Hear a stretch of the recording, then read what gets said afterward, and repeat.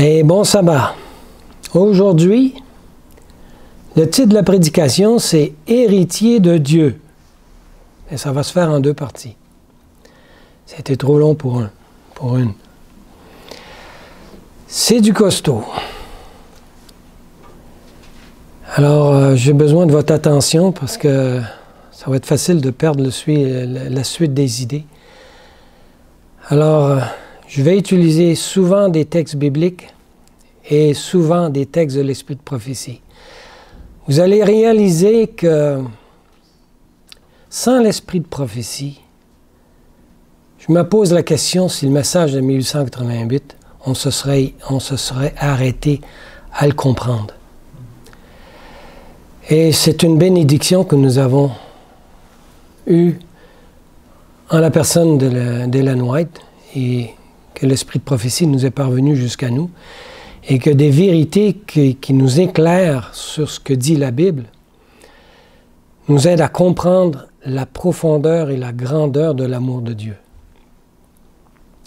Nous allons commencer avec le texte de Romains 8, versets 15 à 17. Et, car vous n'avez pas reçu un esprit de servitude pour être encore dans la crainte, dans la peur, mais vous avez reçu l'esprit d'adoption, par lequel nous crions « Abba, Père ». L'Esprit lui-même rend témoignage à notre esprit que nous sommes les enfants de Dieu. Et si nous sommes enfants, alors nous sommes aussi héritiers de Dieu et co-héritiers avec Christ. Si toutefois nous souffrons avec lui afin que nous soyons aussi glorifiés ensemble. Nous allons approfondir cette pensée de ces trois versets. Très profond.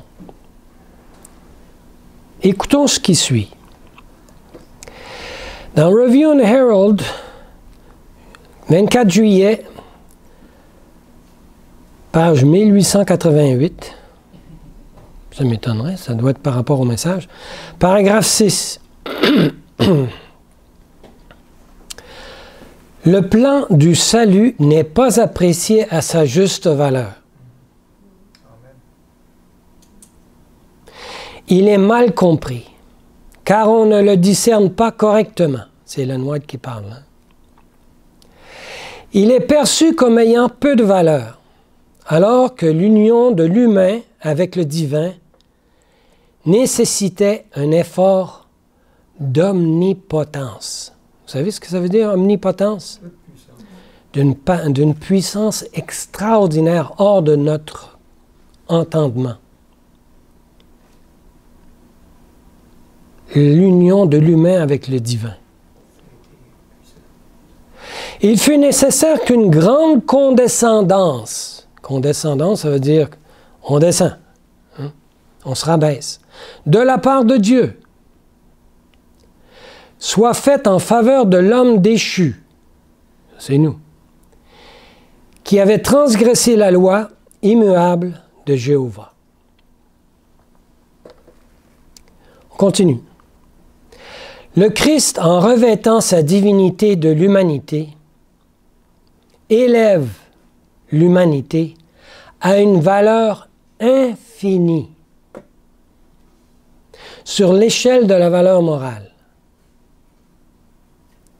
Mais quelle condescendance de la part de Dieu et de son Fils unique, qui était égal au Père.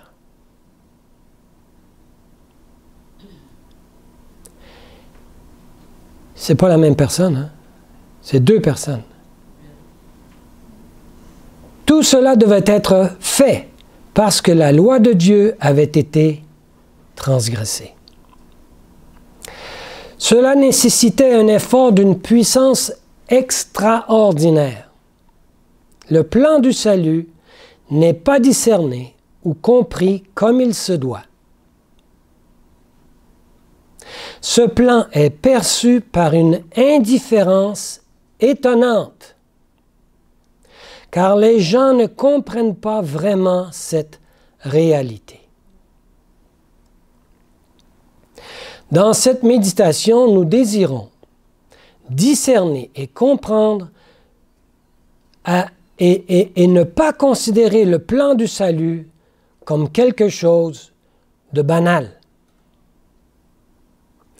Nous voulons comprendre ces mots, qu'est-ce qu'ils veulent dire, être héritier de Dieu, et ce que cela a coûté pour que nous le soyons, et quels privilèges nous sont disponibles grâce à cet effort d'omnipotence. Le langage des lamentations de Jérémie est exactement ce que Jésus pensait dans son agonie à Gethsémani et sur la croix aussi. On lit Lamentation, chapitre 1, verset 12. « N'est-ce rien pour vous tous qui passez par là? »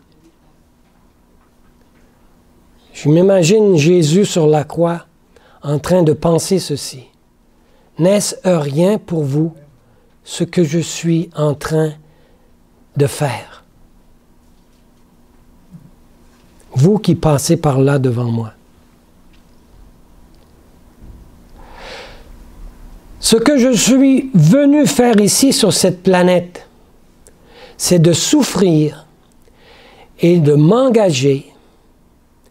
Et ce n'est pas une mince affaire. Dit-il, n'est-ce rien pour vous ce que j'ai décidé de faire ou ce que j'ai accompli? Maintenant, laissons-nous contempler cela ensemble. Nous voulons discerner et comprendre cette histoire incroyable. Et nous ne pouvons discerner et comprendre cette histoire que si nous répondons et agissons sur ce qui est écrit dans la déclaration suivante d'Ellen White. On voit ça dans Jésus-Christ, mais c'est en anglais. J'ai pris ça de l'anglais puis le mettais en français. Desire of Ages, 494, page 494, quatrième paragraphe, c'est ça. La seule façon dont nous pouvons acquérir une compréhension plus parfaite de la vérité, elle dit bien c'est la seule, consiste à garder le cœur tendre et soumis par le Saint-Esprit. Ce cœur ne peut être gardé tendre sans le Saint-Esprit. Et il ne peut pas être soumis non plus sans le Saint-Esprit. C'est une œuvre du Saint-Esprit en chacun d'entre nous. Et c'est la seule façon pour nous de pouvoir comprendre ce qui s'est passé à la croix. Résultat de l'œuvre du Saint-Esprit. L'âme doit être nettoyée de la vanité et de l'orgueil. Qui fait ça encore? Le Saint-Esprit. Et libérée de tout ce qu'il a possédé. Et Christ doit être intronisé à l'intérieur. Une œuvre de qui encore? Du Saint-Esprit. On continue.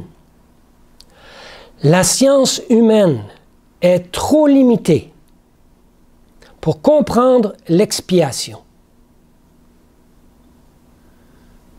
C'est impossible pour nous de comprendre l'expiation sans l'œuvre du Saint-Esprit. Le plan de la rédemption est si ambitieux que la philosophie ne peut l'expliquer. On peut relire tous les livres de philosophes, on ne réussira jamais à comprendre la profondeur du plan de la rédemption. Cela restera toujours un mystère que le raisonnement le plus profond ne peut pas comprendre. La science du salut ne peut être expliquée. Alors vous ne pouvez pas l'expliquer. Mais on peut la connaître par expérience.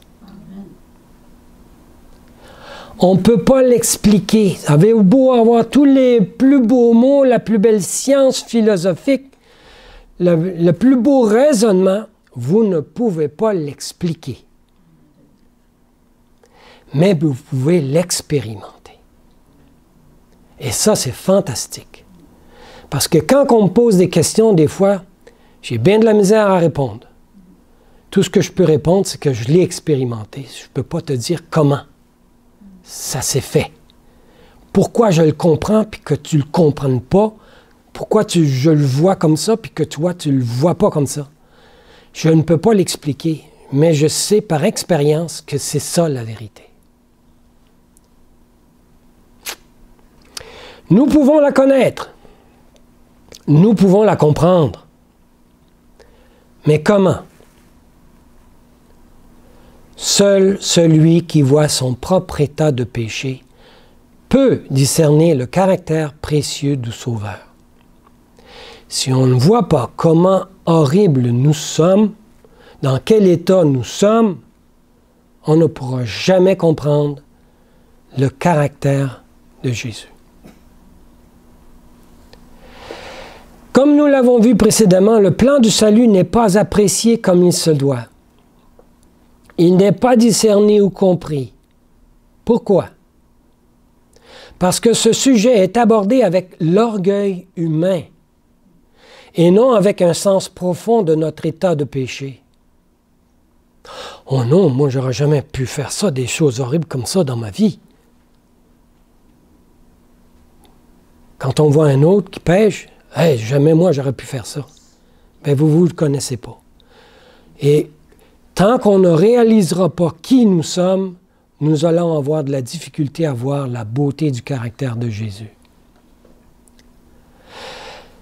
Seul celui qui voit son propre état de péché peut discerner le caractère précieux du Sauveur. Ce que je suis en train de partager ici nécessitera, pour être compris, la première étape décrite ici. On continue. La seule façon dont nous pouvons acquérir cette compréhension plus parfaite de la vérité consiste à garder le cœur tendre et soumis par le Saint-Esprit. Suivons attentivement les paroles des Écritures et de l'Esprit de prophétie pour comprendre ce que signifie être héritier de Dieu et comment cela doit se dérouler. Pardon, excusez-moi. Arrêtons-nous et concentrons-nous sur la personne de Jésus. Qui est-il, ce bonhomme-là? C'est pas le Père, c'est pas le Saint-Esprit, c'est le Fils de Dieu. Qui est Jésus selon les Saintes Écritures? On voit ça dans Jean 1, versets 1 et 2 et 14. Au commencement était la parole, et la parole était avec Dieu. Elle n'était pas Dieu dans le sens, c'est pas le même, là. Elle était avec lui. Et la parole était Dieu. Celui-ci était au commencement avec Dieu. Puis la description de Jésus continue jusqu'au verset suivant. Et la parole a été faite chair. Et elle habitait parmi nous. Et nous avons contemplé sa gloire, et la gloire comme celle du seul Fils engendré du Père, pleine de grâce et de vérité. Qui sont ceux qui disent que l'Église du groupe Agapé Libre enseigne que Jésus n'est pas Dieu? Mais je suis en train de vous dire, c'est exactement pas c'est faux ce qu'on dit.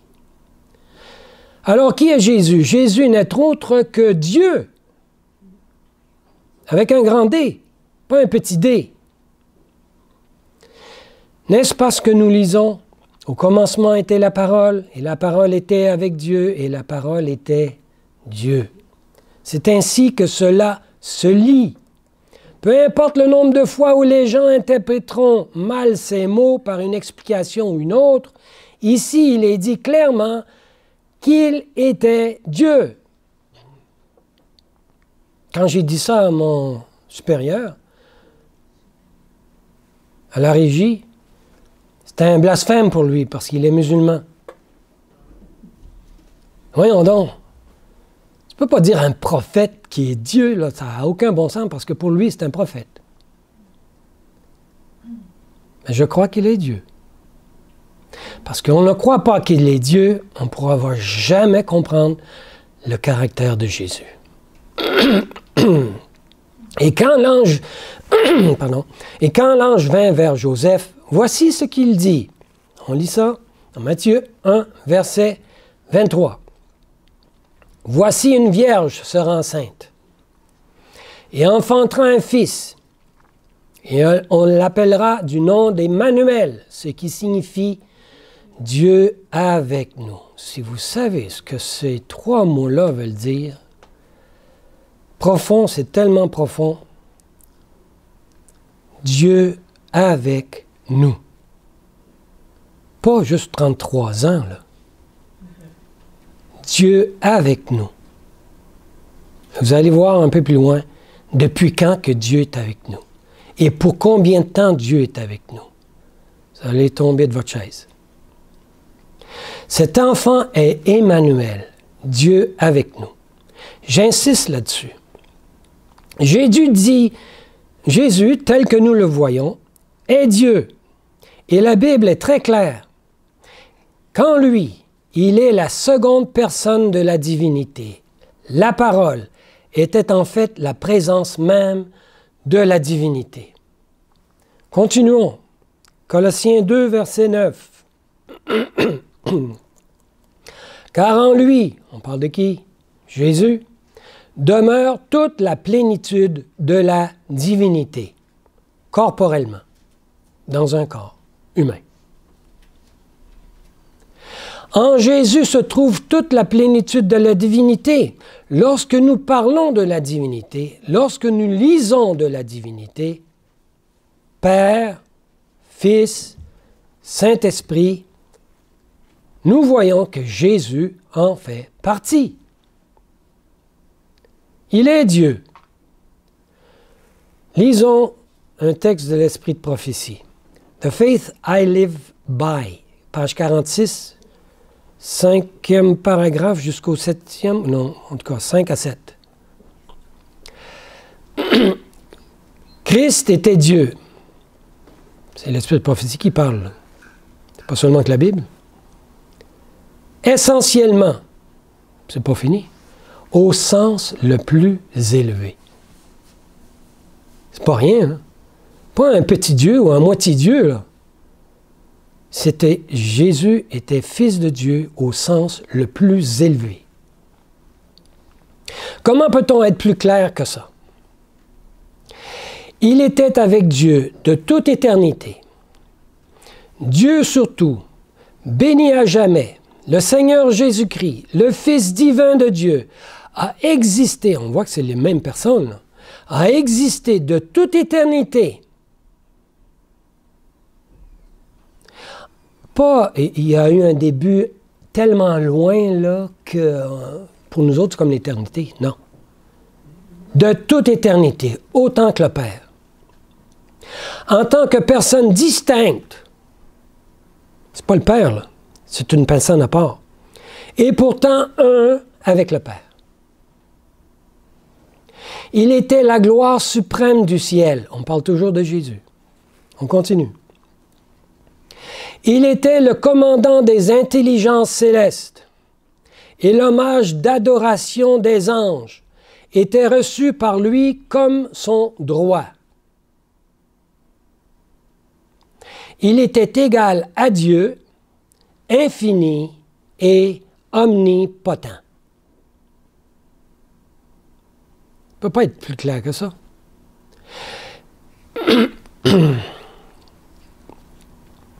Mais il s'est humilié. Oh! Et il s'est assujetti à la mort.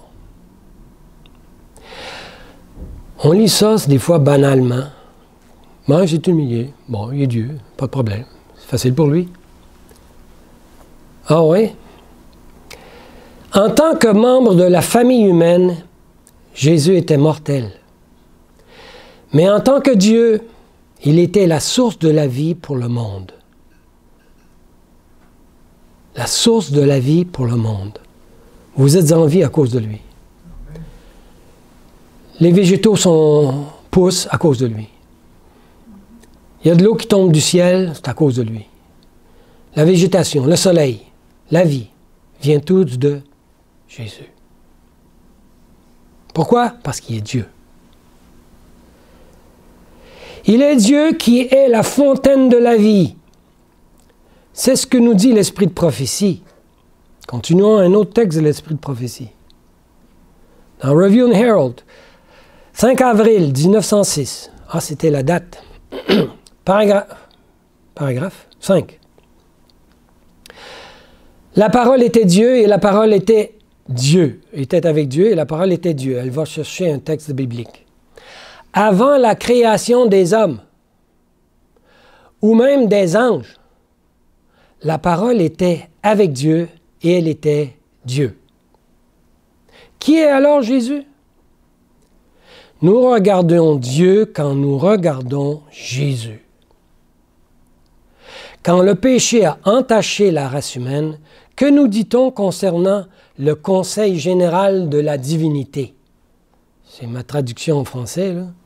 The councils. En anglais, c'est councils, mais il faut garder à l'esprit que council, ce n'est pas un conseil, c'est un comité, c'est une gang. C'est ça, c'est conseil général, ça se rapproche plus de la divinité. Un conseil d'administration. Conseil d'administration, si tu veux. On parle de qui, là? On parle du Père, on parle du Fils, puis on parle du Saint-Esprit. Amen. Suivez très attentivement chaque mot, afin que nous puissions bien comprendre. Quand l'homme a péché, que s'est-il passé? Council on Earth, d'Ellen White, page 222, deuxième paragraphe. La divinité a été émue de pitié pour la race. Pas le Père seulement, pas le Fils seulement, pas le Saint-Esprit. Tous les trois ont été émus de pitié. Et le Père, le Fils et le Saint-Esprit se sont donnés à l'élaboration du plan de rédemption. On l'élabore. Nous, on a compris, quand on est ce texte, ils ont décidé de faire ça parce qu'ils ont vu qu'on a un problème. Là. On va régler ça, on va planifier quelque chose. On sent que ça va arriver. Avant la création des anges, avant la création de l'homme, on sent que ça va arriver, on va élaborer un plan. Mais je vais vous montrer que ça va encore plus loin que ça. Quand l'homme a péché, la divinité a été émue. C'est écrit comme ça. Qui a été agité? Le Père, le Fils et le Saint-Esprit. Et ils se sont donnés à l'élaboration du plan de la rédemption. Quand est-ce que ça s'est fait, ça? Peu de temps avant le péché? Peu avant la création des anges? Quand est-ce que les anges ont été créés? Avez-vous une idée? On continue. Afin de réaliser pleinement ce plan, il a été décidé que Christ, le Fils unique de Dieu, s'offrira lui-même pour le péché. Comment peut-on mesurer la profondeur de cet amour?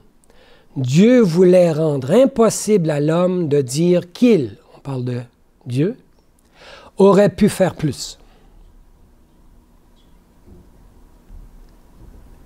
Il ne voulait pas que l'homme puisse dire que tu aurais pu faire plus, davantage.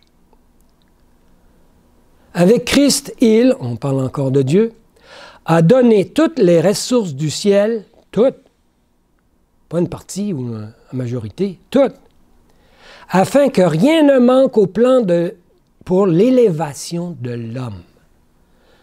L'élévation de l'homme. Pas seulement dire, OK, tu es absous. Pas de problème, on passe par-dessus ton péché. On peut continuer comme on était avant. On dit le mot élévation de l'homme. L'homme, non seulement va être absous, mais il va être élevé. Amen. Jusqu'à où? Jusqu'où l'homme va être élevé? C'est pas dit encore, là, mais il va être élevé. Ça veut dire qu'il était plus bas. Quand Adam fut créé, il était à une certaine hauteur, en dessous des anges. Il va être élevé. À la hauteur des anges, même la Bible dit, au-dessus des anges même. Toutes les ressources du ciel ont été données dans le don de Jésus, le Fils de Dieu, afin que rien ne manque. Et on continue. Voici l'amour, agapé, dont la contemplation devrait remplir l'âme d'une gratitude inexprimable. Si tout cela a été aussi loin que nous sommes allés aujourd'hui, cela suffit à toucher nos cœurs pour dire « Quel amour !» Une gratitude inexprimable s'élève lorsque nous considérons et savons qui nous sommes. Rappelez-vous, seul celui qui voit son propre état de péché peut apprécier cela. La contemplation de ceci devrait remplir l'âme d'une gratitude inexprimable. Vous ne pouvez pas l'exprimer. Oh, quel amour! On continue. Quel amour sans pareil! Ellen White essaye de l'exprimer, mais n'est pas capable de dire plus que « Oh, quel amour! » La contemplation de cet amour purifiera l'âme de tout égoïsme. Arrêtons là-dessus. Contempler cet amour, résultat, purifie l'âme de tout égoïsme. Hey, c'est fantastique! On voit ici quel est le résultat de contempler cet amour, c'est que notre ego va être purifié. Wow! Cela conduira le disciple à nier le moi. Non pas moi, mais Christ. À prendre la croix, celle de Jésus, et à suivre le Rédempteur. Avec lui. Là où il est. À ressentir ce qu'il ressent. Cette seule contemplation ouvre une vision infinie. Mais ce n'est pas tout. Continuons. Ce qui suit est une référence au Conseil général d'administration, si on veut, du ciel, avant que le péché ne soit jamais apparu. On lit ça dans SDA Bible Commentary, volume 6, page 1082, paragraphes 3 à 4. Dieu avait une connaissance des événements futurs. C'est vrai, ça? Il était omniscient, omnipotent, omniscient et omniprésent. Omniscient, pour savoir tout le futur d'avance? Oui, c'est omniscient. Même avant la création du monde. Ça, on savait, là. C'était un plan établi avant la fondation du monde, c'est écrit dans la Bible. Il n'a pas adapté ses objectifs aux circonstances. Il n'a pas attendu que le péché arrive pour qu'il puisse établir un plan. Mais il a laissé les choses se développer et se résoudre. Il savait que ça allait arriver, mais il l'a laissé faire. Il ne s'arrangeait pas pour créer certaines conditions. Ce n'est pas que Dieu a arrangé les choses pour que la terre, c'est là, le péché va être là. Non. Il ne s'est pas arrangé pour créer des conditions pour que le péché existe. Mais il savait qu'une telle condition existerait. Le savoir, puis s'arranger pour que ça arrive, c'est pas pareil. On continue. Le plan qui devait être mis en œuvre lors de la chute de l'une des hautes intelligences du ciel, on parle de qui? Lucifer. C'est le secret, le mystère caché depuis des siècles. C'est un secret. Les anges n'étaient pas au courant de ce plan qui avait été établi depuis toute l'éternité. Imaginez. Il n'a pas attendu avant la création des anges, wow, avant que je vais créer Lucifer, ouais, ok, on va établir le plan parce que je sais qu'il va tomber. Depuis l'éternité, depuis le plus loin possible, il savait que le péché aurait existé dans l'univers et le plan avait déjà été établi et ça avait été déjà décidé que le Fils de Dieu se donnerait pour l'humanité, pour le salut de l'humanité. Vous pouvez-vous imaginer ça? Que Dieu savait depuis l'éternité que nous vivons ce que nous vivons aujourd'hui et que Jésus a vécu ce qu'il a vécu, ça avait été décidé depuis l'éternité. Hey, c'est quelque chose. C'est pas tout. Et une offrande a été préparée depuis l'éternité afin d'accomplir cette œuvre même que Dieu a fait pour l'humanité déchue. L'incarnation du Christ est un mystère. On continue. L'union de la divinité avec l'humanité, c'est ça l'incarnation, est en effet un mystère, caché en Dieu. C'est écrit dans Colossiens 2, verset 26, « Le mystère caché de tout temps et dans tous les âges. » Ça veut dire quoi, ça? Un mystère depuis l'éternité. Dieu savait ça depuis l'éternité et ce plan-là existait depuis toute éternité. Le mystère caché en Dieu. Il a été maintenu, Ellen White continue, dans un silence éternel. Pas un ange, pas personne dans l'univers savait ce plan. Ni même Lucifer. Par Jéhovah et a été révélé pour la première fois en Éden, par la prophétie voulant que la semence de la femme écrase la tête du serpent et qu'il se blesse le talon. On voit ça dans Genèse 3, verset 15.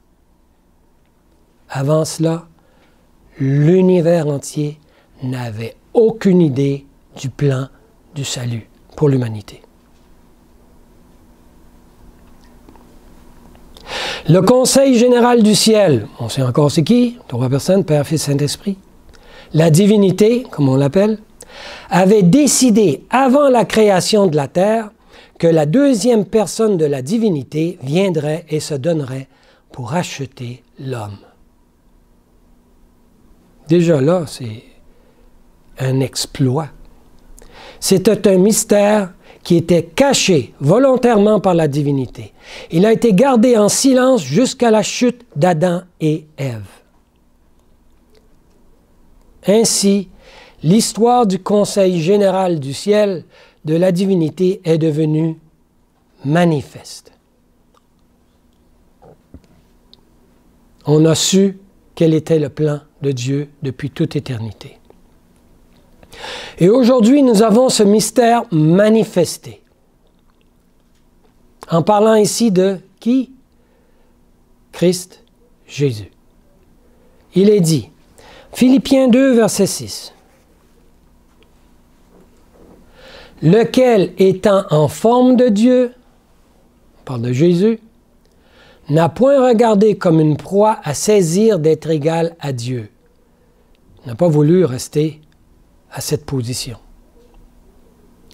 Voici la description du Conseil général du ciel lorsqu'ils se consultaient ensemble dans l'éternité, avant même que les anges ne soient créés, avant que quoi que ce soit ne soit créé. Ils se consultaient ensemble et ont décidé que celui qui était en forme de Dieu, le Fils de Dieu, qui était égal à Dieu, se ferait lui-même d'aucune réputation, mais prendrait sur lui la forme d'un serviteur et serait fait à la ressemblance des hommes. J'ai seulement qu'à regarder l'univers, à contempler la grandeur de l'univers, puis je me dis, boy, il est parti de haut pour descendre chez nous, pour se rapetisser à ce point-là. Vous allez dire, bon, il était Dieu. Il y avait rien qu'à faire ça, puis c'est facile. Oups, on n'a pas fini encore. Ils se consultaient ensemble et ont décidé que celui qui était en forme de Dieu, je continue, il se ferait comme un homme, il s'humilierait et deviendrait obéissant jusqu'à la mort. Pas la mort, le sommeil, là. Même la mort de la croix. C'est la seconde mort, l'enfer. Il l'a subi à notre place. Sachant que l'enfer a été créé, c'est pour Satan et ses anges, et ce n'est pas pour l'humanité. Et si vous voulez le suivre, ben, vous êtes libre. Mais l'enfer, ce n'est pas pour l'être humain. Alors, parce que Jésus a subi cet enfer à notre place, pour nous, en fait, nous l'avons subi en lui. J'aime pas le dire qu'il ait fait ça à notre place, ça a l'air non éthique. Nous étions en Christ quand lui a subi la seconde mort. Toute l'humanité a déjà payé la rançon du péché d'Adam. On n'a pas besoin d'aller à la seconde mort. Si vous le voulez, bon, OK, vous pouvez y aller. Suivez Satan. Mais ce n'est pas votre place. On est tous enfants de Dieu grâce à Jésus. Amen. Fantastique. Suite à cela, le Père l'exalterait, Jésus. Nous avons ici la réalité qui a déjà été exprimée dans l'une des citations précédentes. Lui, Dieu, s'est combiné avec l'humain de sorte qu'il a combiné l'humain avec la divinité en lui-même. C'est-tu assez compliqué pour vous? C'est peut-être dur à expliquer. Mais le fait que Jésus a pris l'humanité fait que l'humanité est alliée et unie à la divinité en lui. Amen. Oh! Oh! Savez-vous ce que nous sommes maintenant, grâce à Jésus? Nous sommes tous en lui. Par le mystère de l'incarnation, toute l'humanité a été incorporée en lui. Élevé en plus. Lorsque Jésus fut baptisé, l'humanité a été baptisée en lui. Lorsque Jésus est mort sur la croix, l'humanité est morte sur la croix de la seconde mort. Et lorsque Jésus a été ressuscité et monté et est assis sur le trône à côté du Père, l'humanité est là assise en lui. C'est-tu pas assez haut? On n'est pas assez haut. Vous voulez être plus haut que ça? On ne peut pas aller plus haut que ça. On est assis sur le trône. En Jésus. La prochaine prédication, on va aller plus en détail de ce que ça veut dire. Cette amalgation, ou ce amalgame entre Dieu et l'humain. Par le fait que Dieu s'est uni à l'humanité, qu'est-ce que ça implique pour chacun d'entre nous? Ça veut dire quoi, ça, pour nous, êtres humains?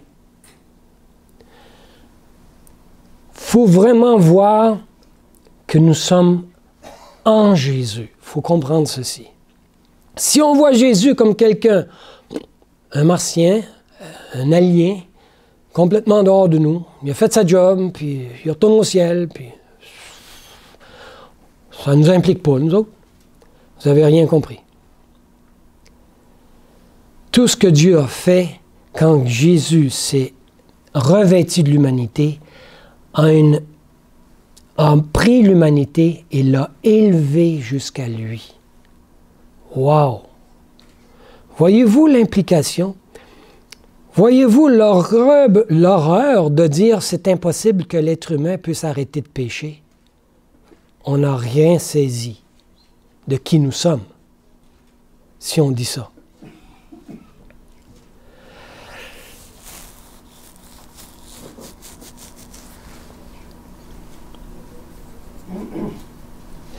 C'est ce que décrivent les Saintes Écritures et l'Esprit de prophétie. Et comme nous l'avons vu précédemment, cela nécessitait un effort d'omnipotence. Voilà la divinité à l'œuvre. Lisons un autre texte d'Esprit de prophétie, Review and Herald, juillet 24, en 1888, paragraphe 6. Il était nécessaire qu'une grande condescendance soit faite de la part de Dieu en faveur de l'homme déchu. Il n'y avait pas d'autre issue. Dieu aurait pu inventer plein d'autres choses, mais il n'avait pas de meilleure que celle-là. Et le Fils de Dieu a accepté d'être celui-là.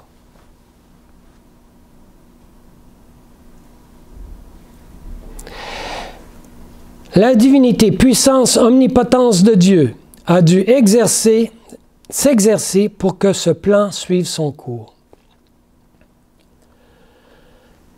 Qu'est-ce qu'il fallait qu'il fasse? Dieu fallait qu'il revête l'humanité. Il fallait qu'il se rapetisse au point de devenir humain.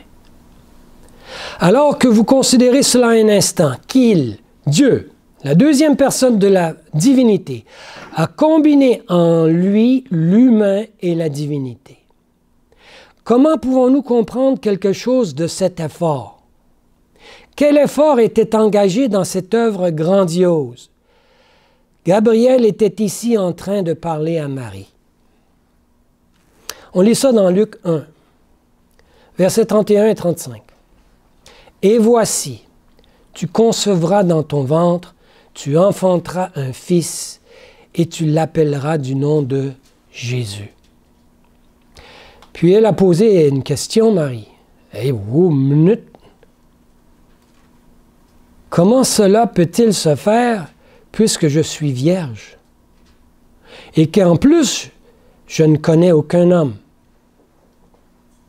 Ça veut dire que je n'ai pas de relation avec un homme. Puis Gabriel lui explique. On continue. Non, c'est dans le même. Et l'ange répondit et lui dit, « Le Saint-Esprit viendra sur toi. Et la puissance du Très-Haut te couvrira de son ombre. C'est pourquoi aussi cette sainte chose qui naîtra de toi sera appelée le Fils de Dieu. » Pouvez-vous voir l'allusion d'un exercice d'omnipotence là? Cela exigeait une grande condescendance, un grand effort d'omnipotence. Lui, la deuxième personne de la divinité, ainsi que les deux autres, le Père et le Saint-Esprit, se consultaient ensemble.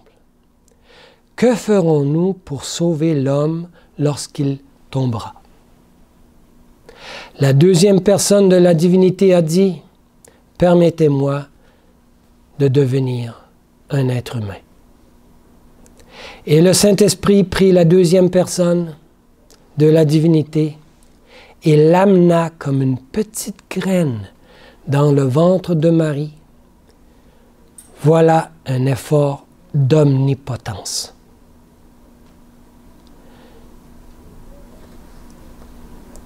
Cet effort, ce processus qui a eu lieu, est ici exprimé avec force par Ellen White encore. La misère à voir, selon les écrits, ce que Ellen White nous révèle. Mais c'est écrit, mais non, on a la misère à voir. Alors, elle est obligée de l'expliquer. Dieu lui révèle ceci pour qu'on puisse comprendre davantage ce que la Bible veut dire. Le Christ a un coût infini par un processus comment? C'était pas comme ça, là. C'était douloureux. Oh, ouais. Mystérieux aux anges. Les anges sont... Pour eux autres, c'est un mystère. Comment Dieu a-t-il pu faire ça avec lui-même? Comme aux hommes. Nous autres non plus, on ne pourra jamais comprendre. Jésus a assumé l'humanité. Cachant sa divinité.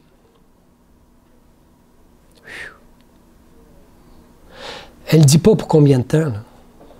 Bien des mondes vont dire, il a caché sa divinité juste 33 ans et demi, puis après ça, il a pris sa divinité. Erreur, Watson.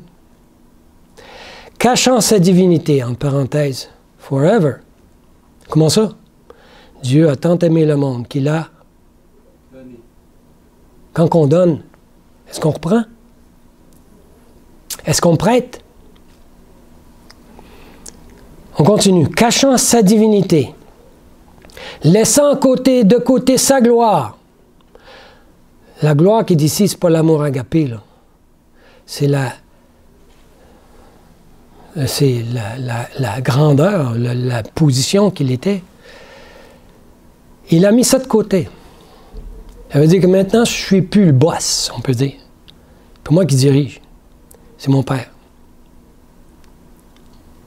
Il a assumé l'humanité. Il est né bébé à Bethléem. Dans sa chair humaine, dans la chair humaine, il a vécu la loi de Dieu afin de condamner le péché dans la chair, dans une chair humaine, et de témoigner aux intelligences célestes, ça veut dire les anges et les autres mondes, que la loi était destinée non à la mort, mais à la vie. Continue. C'est le mystère de la piété, que celui qui était égal au Père revêtirait sa divinité d'humanité et abandonnerait toute la gloire de sa charge. Ça veut dire que c'est plus moi qui est responsable, c'est mon Père, s'en occupe. Et le Saint-Esprit. Il abandonnerait toute la gloire de sa charge de commandant au ciel. Qui c'est qui est le commandant? Je ne sais pas si c'est le Saint-Esprit ou le Père, elle ne le dit pas. Devait descendre pas à pas sur le chemin de l'humiliation, endurant un abaissement de plus en plus sévère. On continue. Sans péché et sans tache, il s'est levé devant le tribunal pour y être jugé, pour que son cas soit examiné et jugé par la nation même qu'il avait délivrée de l'esclavage, la nation juive. Le Seigneur de gloire a été rejeté et condamné, oui, craché dessus, avec mépris. Tu vas dire, oh, même ça c'est les Juifs. Il y a quelqu'un qui a vu ça en rêve, puis a pris la personne, puis l'a retourné de bord. Puis qui pensez-vous qu'il l'a vu? Lui-même. Oui, nous avons craché dessus lui. Avec mépris pour ce qu'ils considéraient comme des paroles prétentieuses. Eux considéraient ce que Jésus disait comme des paroles prétentieuses. Ils se prétendaient le Fils de Dieu. Les hommes le frappèrent au visage. C'est la photo que j'ai trouvé ça bien pour exprimer jusqu'où Jésus est allé. Le Père a permis que Jésus subisse. Lui qui était notre Créateur. Lui en qui toute la vie qui est là autour de lui, c'était grâce à lui. Il était venu libérer le peuple d'Israël. Et ils l'ont frappé dessus, craché dessus. Cet effort de la divinité est qu'il en coûterait Christ une expérience douloureuse. C'est pas douloureux, ça? De se faire cracher dessus, de se faire mépriser, de se faire battre. Et sachant de où tu viens. À être condensé, lui, Fils de Dieu, à être dans une petite graine. Le grand Dieu de l'univers, à être comprimé, shrink, dans un ovule humain, puis devenir un embryon, puis finalement naître après 9 mois. Pouvez-vous comprendre cela? Est-ce rien pour vous? Est-ce une chose banale? Comment peut-on encore rester indifférent? Comment appelle-t-on cet exploit divin? On appelle ça l'expiation. Tu sais, c'est un mot banal, on lit ça souvent, hein? Ah, c'est l'expiation. On passe dessus comme ça, 100 000 à l'heure. Mais ça veut dire la grande réconciliation de Dieu avec l'homme. C'est cette œuvre qui n'est pas encore terminée. Hein? On est encore dans cette exécution-là de ce plan-là. C'est pas fini. Nous poursuivrons cette méditation dans la deuxième partie.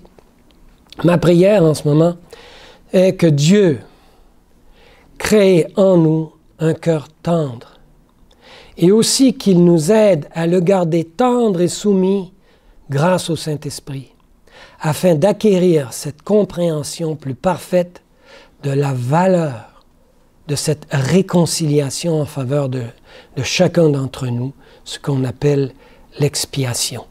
Amen.